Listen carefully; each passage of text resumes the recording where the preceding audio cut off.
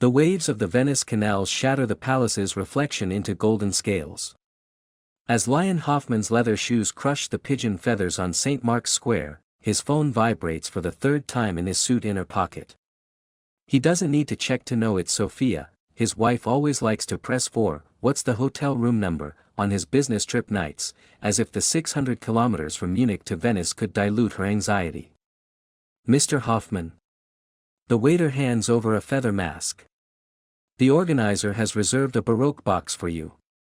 He slaps the mask on his face casually. The moment the silk straps dig into the back of his head, Columbina in the center of the dance floor tilts her head back and drains her champagne. Her waist wrapped in a red silk dress is like an unopened gift, the gold chain hanging from her black hair trembling slightly with her laughter, and a silver pinky ring on her right hand glinting sharply. Lion glances at the familiar style ring, vaguely recalling last year's Christmas party. Executives from Hanover Bank all wore the same souvenir, but he has no mood to delve into it now. German. Columbina's fingertips brush his cufflinks, her French tinged with an Italian accent. "You're staring at me like you're inspecting brake pads." He takes the wine glass she offers, the clinking of ice cubes drowning in the string music. "Perhaps because you're more distracting than the new Porsche." The red lips under the mask curve into a crescent moon. When her knee accidentally brushes his trousers for the third time, Lion glimpses his watch showing 23:17. Sophia should be reading a bedtime story to Lillian now. His daughter always clutches the pink highlighter he gave her before sleeping, saying she wants to color the family photo full of hearts. That highlighter was a gift from a partner last month, with a small fake diamond inlaid on the cap, and Lillian cherishes it dearly. "I heard the secret passage of the Doge's palace leads straight to paradise." She suddenly nips his earlobe, her breath sweet with lemon liqueur. The elevator mirror reflects two clinging bodies. Eva's nails have already unbuttoned two of his shirt buttons. Lion touches the platinum band of his wedding ring, engraved with Sophia's handwriting, "Forever begins today," hesitates for half a second, then slips it into his trouser pocket. The curtains of the suite's bed are like falling stage curtains. When he tears off her mask, he hears the sound of silk tearing. "Lawyer Schmidt." Lion's thumb freezes on her collarbone. Eva Schmidt, the black-haired woman who rubbed her calf against his ankle during last week's merger meeting, is smiling at him like a feline. "What a coincidence, Mr. CEO." Her fingertips trace his chest. "I wonder what your wife will think when she sees tomorrow's Munich Daily." The bedside lamp suddenly turns on. Eva holds up her phone, the flash illuminating the crumpled bed sheets and his left hand, too late to hide the ring mark on his ring finger, like a fresh scar. 50,000 euros to make this photo disappear forever. She shakes her phone. "Or would you rather explain why Hoffman Group's environmental speech is trending alongside news of you keeping a mistress?" Lion snatches his shirt to cover his belt buckle. "Do you think you can threaten me?" As he pulls out his checkbook, he catches sight of himself in the vanity mirror, tie askew, lipstick still on his corner of his mouth. He suddenly remembers that Hanover Bank lost over 10 million euros due to his merger last year, and the other party's executives had threatened not to let it go. The pen scratches across the paper. Eva suddenly presses his wrist. "Cash, before 10 tomorrow morning." She licks the sweat from his chin. "Otherwise, those flirtatious recordings will be sent to the yoga studio your wife frequents." When the siren cuts through the morning mist, Lion is staring blankly at the torn check. The moment the door is kicked open, he sees Eva huddled in the corner wrapped in a bathrobe, sobbing, "He forced me, it's that auto tycoon in the news." The police find encrypted chats labeled "Venice Supplier" on his phone. The latest message, sent at 22:43 last night, reads, "The usual room. This time I want you to wear that red lingerie." The sender's avatar is Eva's semi-nude back selfie in front of the bathroom mirror. The police turn the phone screen to Eva, and the blue light reflects her suddenly constricted pupils. "Ms. Schmidt, these chat records show you took the initiative to invite Mr. Hoffman 17 times in the past 3 months. The police officer taps the 22:43 send time on the screen. including last night's red lingerie. Eva's nails dig into the bathrobe belt. He forced me to send that. She suddenly lunges for the nightstand. I have evidence, that's enough. The older police officer holds her trembling wrist. The technical department recovered your deleted voice memos. He presses play, and Eva's sweet voice explodes in the suite, 50,000 euros to make the photo disappear. Too cheap. I want him ruined, just like he did to that girl from Hanover Bank last year, using his power to toy with feelings. Lion's hand pauses as he ties his tie. He stares at Eva's suddenly pale face, his stomach churning with last night's champagne.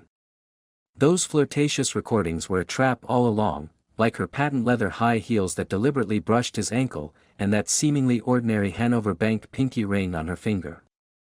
Only now does he see that the inner side of the ring is engraved with his birth date. Mr. Hoffman, you can leave now. The police officer returns his phone, lowering his voice. I suggest you read page 3 of the Munich Morning Post. Meanwhile, in an apartment by Lake Zurich, Sophia's coffee cup tilts the moment the detective's email pops up. Brown stains spread on the cashmere carpet, like marks of her husband's tryst locations. The email reads, Hanover Bank lost 12 million euros due to Hoffman's merger in 2023. 2 anonymous transfers have recently flowed into Eva's account, suspected of funding her revenge. Next to the date November 17 in Venice, the private detective circled a surveillance screenshot of St. Mark's Square in red. Mommy? Lillian stands at the study door holding a teddy bear, clutching that pink highlighter. When will Daddy come home? I want him to see the family photo I drew. Sophia quickly closes her laptop. Honey, go have breakfast first. The crack in her voice is masked by the toaster's ding. On the screen is the back of Lion holding a black-haired woman entering the elevator, his left ring finger empty. She glances at the highlighter in her daughter's hand, suddenly remembering that Lion gave it to her last month, saying it was a custom gift from a partner. At the time, she thought the reflection of the cap was a bit dazzling. Her phone vibrates in her palm, and Maximilian's name pops up. Sophia, the board needs your signature. Old Hoffman's voice is like sandpaper rubbing. That boy has disgraced the family. She looks towards the children's room. Lillian is coloring hearts on the family photo with the highlighter. Give me 3 days. Her nails dig into her palm, where the touch of Lion putting on her wedding ring still lingers. Outside the Venice police station, Lion opens the Munich Morning Post. Below the news of Eva's extortion is a surveillance photo of them in a Frankfurt hotel elevator last year. He crumples the newspaper fiercely, suddenly remembering that day Sophia unusually asked him why your perfume smells like ylang ylang, and the woman beside him at that time was a female employee of Hanover Bank. Mr. CEO. The driver carefully opens the Mercedes door. Straight to the airport. Lion takes out the wedding ring from his trouser pocket. The platinum band still smells of Eva's lemon perfume. He presses the power off button, and Sophia's 17 missed calls go out. Yet his mind flashes to the sight of Max having an asthma attack. Every time he rushed the child to the hospital late at night, always carrying a spare inhaler in his pocket. In the safe of the Zurich vault, Sophia pulls out the prenuptial agreement. The edges of the paper are already yellowed. She suddenly notices fresh ink on the last page. Lillian drew a lopsided heart next to the signature with the pink highlighter. Madam. The lawyer points to clause B7. This part of the equity freeze requires you to. The sound of a school bus horn comes from outside the window. As Sophia grabs her coat, the detective sends another email. The attached bank statement of Eva clearly shows that the 2 transfers in October last year originated from an anonymous account at Hanover Bank. Lillian throws herself into her arms. Today in art class, we have to draw Daddy. The child holds up a crayon drawing of 3 stick figures. The one in the middle wears the blue striped tie Lion often wears, and holds a small asthma inhaler in his hand. Sophia squats down. Honey, if. Her phone suddenly lights up. An unknown number sends a video. In the blurry frame, Lion is handing his wedding ring to the hotel front desk, and Eva's red dress flashes by in the elevator. The video freezes at the moment Lion hands over the ring. Sophia's thumb hovers trembling over the delete button. Lillian tugs at her sleeve, asking, "Mommy, did I draw Daddy's tie correctly?" "Honey, go to school with Aunt first." She hands the child to the nanny, then knocks over the coffee cup as she turns around. Brown stains spread on the divorce agreement, like those shattered golden reflections in the Venice canals. On the top floor of Hoffman Tower in Munich, Maximilian taps the projection screen with his cane. 37%. Old Hoffman's voice cuts through the conference room. "It plummeted at the opening this morning. Those vultures are already selling bonds." Lion stares at his reflection in the tempered glass. His tie is still the blue striped one from yesterday, now looking like a noose. The media is exaggerating. "The patent for our new model, that's enough." CFO Clara slams down her tablet. Through the cracks in the screen, the Financial Times headline is visible: Hoffman heir involved in sexual extortion scandal. Hanover Bank just withdrew the loan intention. Do you know their reason? Moral hazard. The flash of cameras outside the window suddenly lights up. When Lion counts to the 7th shutter click, he finds all the board members are operating their phones with their heads down. His special assistant Hans quietly hands him an unfamiliar phone. On the screen is Sophia's LinkedIn status updated 3 minutes ago: resigned from all positions at Hoffman Foundation. Pursuant to Article 12 of the Articles of Association. Maximilian takes off his reading glasses.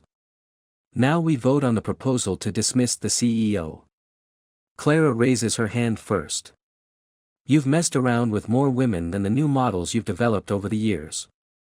Her pearl necklace shakes on her heaving chest. "But this time you're stupid enough to be used as a pawn by Hanover Bank." Lion's pen pokes an ink spot on the ballot paper. He remembers what Eva said to him in the hotel suite last night: "Your competitors offered much more than 50,000 euros. Now those explicit text messages are circulating around the world, including screenshots of group chats where he called the board a bunch of old antiques who should be in a museum. Unanimously passed. Maximilian presses the red button. The shutters outside the bulletproof glass slowly close. "You have 24 hours to clear out your office."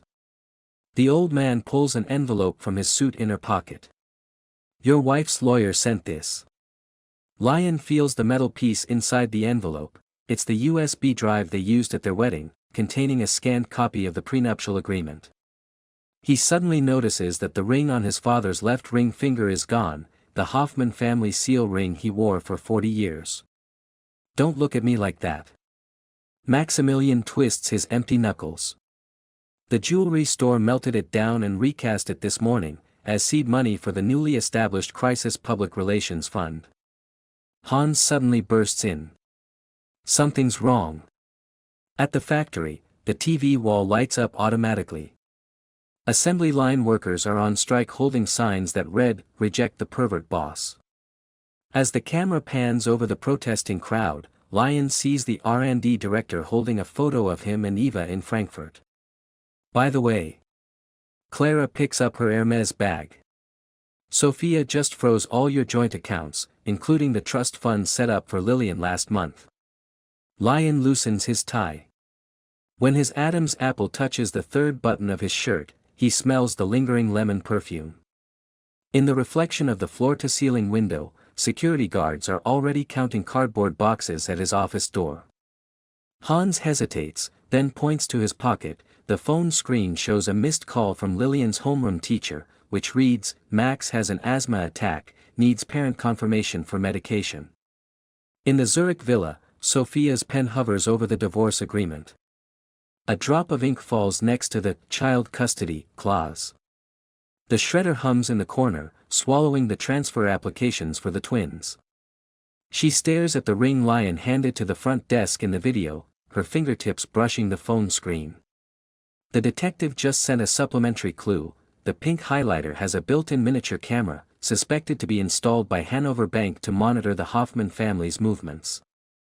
Madam. The lawyer adjusts his glasses. Pursuant to Article 7 of the prenuptial agreement, you are entitled to, has Clara called. Sophia suddenly interrupts him. It starts to rain outside. Raindrops streak down the glass, like Lillian's smudged mascara from crying this morning. The lawyer's phone lights up. A text message from Clara pops up on the screen. The board unanimously passed the dismissal resolution. Old Hoffman melted down the family ring. Sophia's fingertips traced this message, suddenly remembering what Maximilian said to her at the wedding: the Hoffman ring is only passed to those who deserve it. The doorbell rings. The nanny stands at the entrance holding Lillian. The child is holding a crumpled family photo in her arms, still clutching that pink highlighter. Mommy, Lillian's shoes scrape mud marks on the carpet.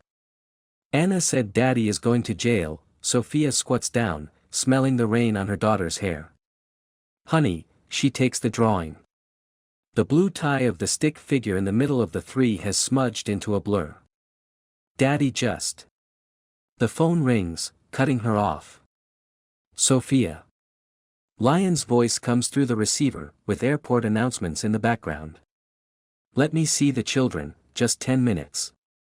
I put Max's asthma inhaler in the inner pocket of my briefcase. The pollen count is high today, remember to give it to him on time. Lillian suddenly snatches the phone. Daddy. Her cry pierces Sophia's chest like broken glass. Why does the pen you gave me glow? Anna said it's something bad people use to spy on us. And who is the aunt in the red dress in the elevator? There is a long silence on the other end of the line, followed by Lyon's hoarse response: Honey, it's just a misunderstanding. Daddy was wrong about the pen. I shouldn't have accepted things from partners casually. Sophia presses the hang-up button. She watches the crayon marks being washed away by her daughter's tears, then suddenly grabs the shredded paper fragments from the shredder. Those pieces of paper fall into the trash can like snowflakes. One of them shows the word Hoffman, stained brown by coffee. She picks up the pink highlighter, twists open the cap gently, and sure enough, sees a tiny camera blinking red. Prepare the car. Sophia says to the nanny, unconsciously twisting her wedding ring. We're going to pick up Max, and then. Her phone vibrates. The subject of the latest email from the detective reads: secret meeting records between Eva Schmidt and Hanover Bank executives, involving detailed plans to monitor the Hoffman family. Lillian tugs at her hem. Mommy, aren't we going to the new school? Sophia looks out the window. A blurry figure stands across the street in the rain curtain, holding an umbrella in a posture exactly like Lyon's. The figure takes a step forward in the rain. The umbrella brim lifts, revealing Lyon's pale chin. Lillian suddenly breaks free from the nanny's hand and buries her face in Sophia's coat. I don't want to see Daddy.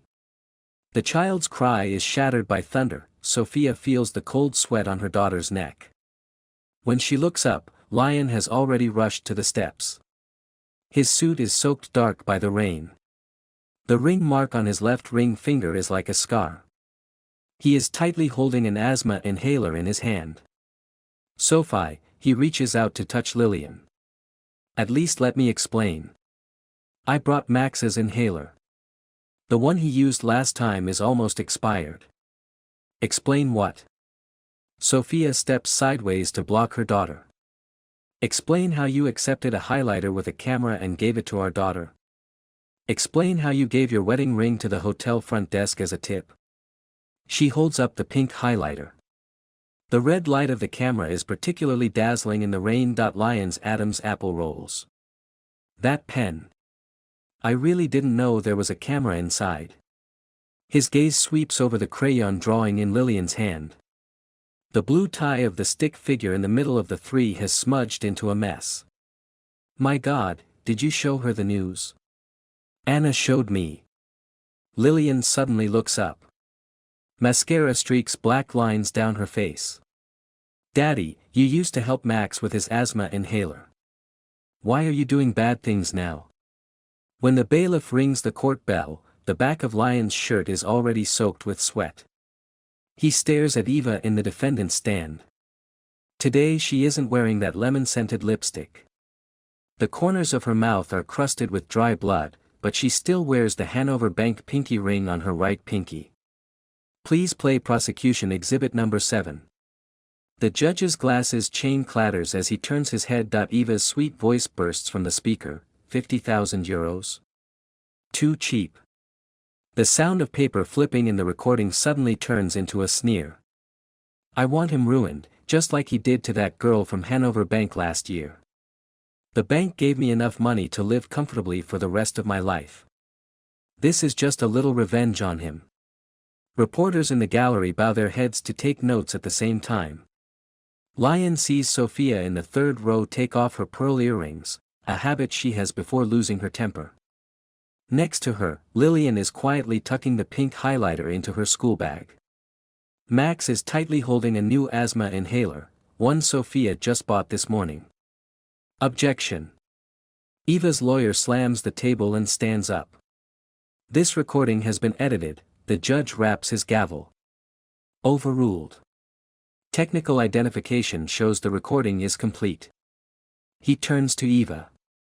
Does the defendant have anything else to state? Eva's nails dig into the wooden railing. You don't understand anything. Her foundation cracks under her tears. Men like this use power as aphrodisiacs. She suddenly points at Lion. He has more than 20 Venice suppliers in his phone. All evidence of him toying with feelings. As the bailiff holds her shoulders, Lion thinks of that female employee from Hanover Bank last year. He did have a brief entanglement with her. Later, when she resigned, he gave her a sum of compensation, never expecting it to become an excuse for Eva's revenge. After trial, it is found. The judge's verdict cuts through the air like a blunt knife. Defendant Eva Schmidt is guilty of extortion, sentenced to 2 years and 6 months in prison, and ordered to compensate the plaintiff 20,000 euros for damage to reputation. Lillian's crayon suddenly breaks in her fingers. Max in the back of the gallery starts kicking the front seat. When Sophia reaches out to press his knee, her wedding ring glints in the sun. She looks at Lion. He is staring down at his hand, the ring mark on his ring finger still clear. Court adjourned. Amid Eva's sobs, Lion turns to look at Sophia. She is wiping the mascara from Lillian's face with a wet wipe, her movements as gentle as repairing broken porcelain. Max is holding up the asthma inhaler, asking softly, Mommy, will this really stop me from coughing? Daddy used to say I have to take it on time. Sophie, he stops his wife as she leaves the courtroom. Max's ice hockey game next week. I know he's been hoping I'd go. We've already applied for a restraining order. Sophia crumples the wet wipe into a ball. Remember? The one that says, no contact within 500 meters of the children. Lillian hides behind her. The blue tie on the crayon drawing has now turned black. Max presses his lips tightly together, clutching the asthma inhaler even harder. As the bailiff leads Eva past, she suddenly breaks free and lunges at Lion. Do you think you won? Her breath smells of prison toothpaste mint. Hanover Bank won't let you off. They have more surveillance videos. Sophia is a split second too slow to cover Lillian's ears. The child stares wide-eyed. Daddy, what are surveillance videos? Max says softly, Mommy says they're things bad people use to secretly film us, like that bad pen. It starts to rain again. Lion stands on the court steps, watching Sophia's Mercedes drive away with the children. Max in the back seat flips him off, a gesture Lion taught him on his 8th birthday. Now, seeing it, it only feels piercingly ironic. His phone vibrates in his pocket.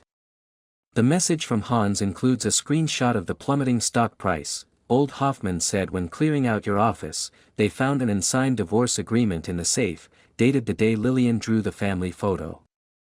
Raindrops blur the screen. Lion remembers that day Lillian drew a heart on the agreement with the pink highlighter, and he laughed and ruffled her hair. Rain runs down Lion's temples into his collar. He kneels in front of the iron gate of the Zurich villa, holding the rain-soaked restraining order between his fingers. The black umbrella handed to him by the bodyguard is stuck obliquely in the lawn, like a leaning tombstone. "Mr. Hoffman, please don't make this difficult for us." The bodyguard's leather shoes crush a puddle. Mud splatters on Lion's custom trousers. The surveillance camera is pointed right here. Lion suddenly tears up the restraining order. The pieces of paper stick to his trembling back of his hand mixed with rainwater. "Let me hear Lillian's voice, just 10 seconds. His Adam's apple rolls. He remembers his daughter saying, "I don't want to see Daddy," during their last call, and the look of dependence in Max's eyes every time he has an asthma attack. The curtain on the second floor suddenly moves. Lillian's little face flashes by the glass. Lion stands up abruptly. His knee hits the cobblestones with a dull thud. "Honey. Daddy brought a new highlighter, the kind without a camera, shut up." The moment the bodyguard presses his shoulder, Sophia's cold voice comes from the villa's door intercom, "Carl, call the police." Lion breaks free and lunges at the gate. The iron patterns leave red marks on his palms. Sophie. Max's asthma inhaler needs to be kept in a cool place, not exposed to the sun. And he's allergic to nuts, never let him eat cookies from the bakery. Rain flows into his open mouth, salty like the sea breeze in Venice that night. A faint sob comes from the intercom, followed by Lillian's tearful questioning, "Why did Anna say Daddy gave money to the aunt in the red dress? Why did you give us a pen with a camera?" Sophia's breathing suddenly quickens. Lion hears her switch to German and say to the nanny, "Take the children to the basement." Lillian. Lion's fist slams on the access panel. It's all lies made up by the bad people at Hanover Bank. The alarm suddenly sounds, drowning out his explanation. 30 seconds later, the siren approaches. Lion feels the old asthma inhaler Max left in his car in his trouser pocket, still bearing the child's tooth marks. As the police car's blue light sweeps over the villa's outer wall, the window on the second floor suddenly opens. Lillian stands on tiptoes by the window, her crayon drawing soaked by the rain. "Daddy." Her childish voice cuts through the rain curtain. "You used to say pink hearts mean forever. Why aren't you keeping your promise?" Lion's stomach suddenly cramps. He remembers last week when his daughter colored the family photo with hearts using the highlighter, and he laughed and said, "Daddy loves pink the most." Now that drawing is in Sophia's shredder, turned into pieces along with the highlighter with the camera. Because the sound of the police car door slamming shut cuts him off. When the police shine their bright flashlights at him, Lion instinctively covers his face. This action makes Lillian suddenly scream, "Don't arrest my daddy. He just made a mistake." Sophia's figure appears at the window. She picks up her daughter in one arm. Lion sees the hairpin Lillian drops as she struggles. It's the one he bought for her at the Zurich Children's Day last year, a bow inlaid with fake diamonds now lying in a puddle. Max also runs to the window, holding the old asthma inhaler, and calls softly, "Daddy, here you go." "Ma'am, do you need to apply for a temporary restraining order?" The police intercom crackles. Lion suddenly pulls out the old asthma inhaler and holds it high above his head. "Max will have an attack tonight. The weather forecast warns of high pollen levels. He's used to this inhaler, he might not adapt to the new one." "That's enough." Sophia's voice breaks like glass. "Carl, bring the medicine in." The last second before she closes the curtain, Lion sees Lillian pressing the crayon drawing against the window glass. The tie of the figure in the middle of the three stick figures has been secretly colored back to its original blue. As the police take him by the arms, Lion notices the villa's surveillance camera blinking red. Tomorrow this video will spread across the internet. The image of Lillian covering her ears will be paired with the text, "I don't want to hear it," and become the most popular meme. But he doesn't care. He only remembers his daughter's last look, filled with disappointment and a glimmer of unextinguished hope. "You have the right to remain silent." As the police put handcuffs on him, Lion suddenly remembers the last thing Eva said in court, "Do you think you won?" The rain washes away the lemon perfume from his suit, but it can't wash away the tie-colored back to blue in Lillian's drawing, nor the small hand of Max clutching the old inhaler. As the police car drives away, the lights in the villa's basement go out. Sophia holds the sleeping Lillian in her arms, listening to the nanny ask softly, "Madam, shall I put young Master Max's old inhaler back in the medicine cabinet?" Sophia stares at the rain curtain outside the window. The raindrops streak down the glass in patterns similar to the Venice canals. She feels her vibrating phone in her pocket. The latest message from the detective says, Hanover Bank has just been investigated for illegal surveillance and malicious competition, and relevant executives have been suspended. Sophia adjusts the microphone height. The blue diamond refracts glacial cold light under the spotlight. The sound of shutters clicks constantly below. Out of the corner of her eye, she sees a blurry figure on a reporter's tablet in the back row, lying huddled on a sofa in a cheap apartment, unshaven, eating cold pizza, still clutching that old asthma inhaler. The Women's Entrepreneurship Fund will give priority to supporting single mothers. Sophia's nails tap lightly on the speech manuscript, a small habit she has when nervous.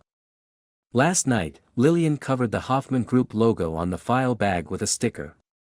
The child now calls it the bad guy symbol, but secretly hid the highlighter with the camera in her drawer, saying, "I'll return it to Daddy when he gets better." A commotion suddenly breaks out at the side door of the venue. A woman in a camel windbreaker is arguing with security guards. Eva Schmidt's haggard face emerges from her scarf. "I have evidence." She waves a USB drive. The money from Hoffman Foundation is ill-gotten. Hanover Bank is just a pawn. Sophia's breath catches for a second. She remembers the email the detective sent last week. Eva's apartment mailbox in Eastern Europe was stuffed with collection notices from Hanover Bank. The money that funded her was nothing but a bad debt with no return. "Please continue your speech, Ms. Schmidt." The organizer's person in charge presses Eva's shoulder, his voice extremely low. "Unless you want to relive the taste of prison coffee." Sophia takes a sip of mineral water. The water droplets condensed on the cup wall slide down to her ring finger, where the faint mark of the wedding ring still remains. 3 months ago, when Lillian first asked, "Why doesn't Daddy want us anymore?" she used children's scissors to cut Lion out of all the group photos. But late at night, she secretly glued them back together and put them in the deepest part of the drawer. "Mommy!" Lillian suddenly jumps up from the guest seat, holding a children's watch. "Max stole my gummy bears again. He said Daddy used to like this flavor too." Amidst the audience's laughter, Sophia sees the blue tie drawn on her daughter's wrist, exactly like the rain-soaked crayon drawing, secretly colored back by Max. Eva takes the opportunity to break free from the security guards and rush onto the stage. The cheap perfume on her body reminds Sophia of the lemon liqueur that night in Venice. "Do you think you won?" Eva's nails dig into her palm.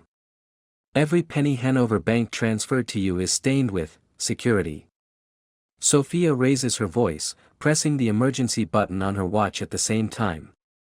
It's a habit she developed after the divorce, just like she always puts 2 trackers in Lillian's school bag and keeps a spare asthma inhaler in Max's pocket. The USB drive falls to the carpet and bounces. As Eva is dragged away, she suddenly laughs wildly. "Ask him why he bought his daughter a pink highlighter. The camera inside recorded your whole family's life." Sophia's stomach suddenly convulses. Of course she knows, the detective told her everything a long time ago. But she didn't tell the children the truth, fearing it would hurt the last bit of hope they have for their father. Reporters in the audience take photos frantically. As Sophia bends down to pick up the USB drive, she finds the Hoffman Group's eagle emblem engraved on the interface. This is a board-level encrypted device that old Hoffman showed off at last year's Christmas party. Later, it actually fell into the hands of Hanover Bank. "I apologize for the interruption." She smiles into the microphone. The sound of her security director comes through the in-ear monitor. "Madam, surveillance shows Eva had contact with your daughter in the bathroom and may have said something inappropriate." Sophia's knees suddenly go weak. Lillian is fighting with her brother over candy, completely unaware that her schoolbag zipper is open, revealing half of the pink highlighter. The camera in that pen has already been removed by the detective, but Lillian still cherishes it, saying, "It's a gift from Daddy." Next, please welcome Ms. Clara, the fun partner, to speak. Sophia hurries down the steps. Her high heel step on the business card Eva dropped. The phone number crossed out with lipstick is only one digit different from the number of Hanover Bank's crisis public relations director stored in Sophia's private phone. Lillian throws herself into her arms, hugging her legs. "Mommy. That aunt said the pen Daddy gave me will explode. I'm not afraid, because it's a gift from Daddy." The blue tie pattern on the child's wrist is smudged a little, revealing the original black lines underneath, the color she painted first. As Sophia picks up her daughter, she feels the cold sweat on her back. The children's watch suddenly sounds an alarm. Max stands 5 meters away, holding the asthma inhaler and screaming, "There's a strange smell." In the direction he's pointing, Eva's camel windbreaker is disappearing at the emergency exit. Security personnel knock over the champagne tower. Sophia hands Lillian to Clara and rushes towards the corridor. She hears Eva's hysterical shouting, "You have no idea that old Hoffman deliberately let Hanover Bank make that money. He wanted to get rid of Lion a long time ago." The voice suddenly stops, replaced by a dull thud of something heavy falling to the ground. At the corner, Eva collapses next to a cleaning cart, twitching, with foam at the corner of her mouth. In her right hand, she tightly clutches the blue diamond hairpin Sophia pinned in her daughter's hair this morning. The diamond glows an eerie pink under the fluorescent light. The Hanover Bank pinky ring on her left pinky is loose. Obviously, she hasn't had time to get used to it after being forced to wear it. "Call an ambulance." As Sophia squats down, she finds half of a pink highlighter under the cleaning cart, the one Lillian accidentally dropped just now. The red light on the pen body has gone out, a trace left after the detective removed the camera. Eva's eyes are half open, muttering to herself, "Old Hoffman, used me. Lion, just a pawn." Sophia stands up, watching Eva being carried away.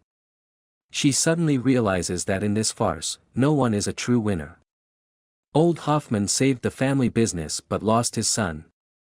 Hanover Bank tried to bring down its competitor but ended up burning itself. Eva coveted money and ended up in prison. And she and the children, although free from the pain of betrayal, have forever lost their intact family. Clara walks over holding Lillian, with Max closely following behind, still clutching that old asthma inhaler. "It's all taken care of," Clara says softly. "I've talked to the reporters. The children's faces won't be exposed." Lillian stretches out her small hand, putting her arms around Sophia's neck. "Mommy, when will Daddy get better? I still want him to see the blue tie I drew." Max also echoes softly, "I want Daddy to watch me play ice hockey.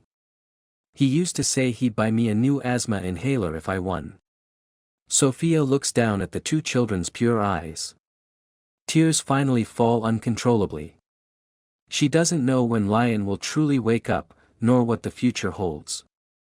But she knows she will take good care of the children, protect them from harm, and make them understand that even if the family is not intact, love will never be absent. She holds the pink highlighter in Lillian's hand, then glances at the old asthma inhaler in Max's palm, and says softly, "When Daddy truly realizes his mistake, when he learns how to love others, we'll give him another chance. Okay?" The sun outside breaks through the clouds, shining on the three snuggling figures. The tear stains on Lillian's face gradually dry. She raises her crayon and draws a pink heart on Sophia's back of the hand, with a small blue tie pattern next to it. Max carefully puts the old asthma inhaler into Sophia's pocket, saying, "Mommy, help me keep it safe. I'll show it to Daddy when he comes back." Sophia holds the two children tightly, feeling the warmth in her palms and the weight in her arms. She knows the road ahead is long, and there may be more storms. But as long as the children are by her side, as long as love remains, there will be no obstacles she can't overcome. Those shattered reflections will eventually settle, and a new life is slowly unfolding in the sun.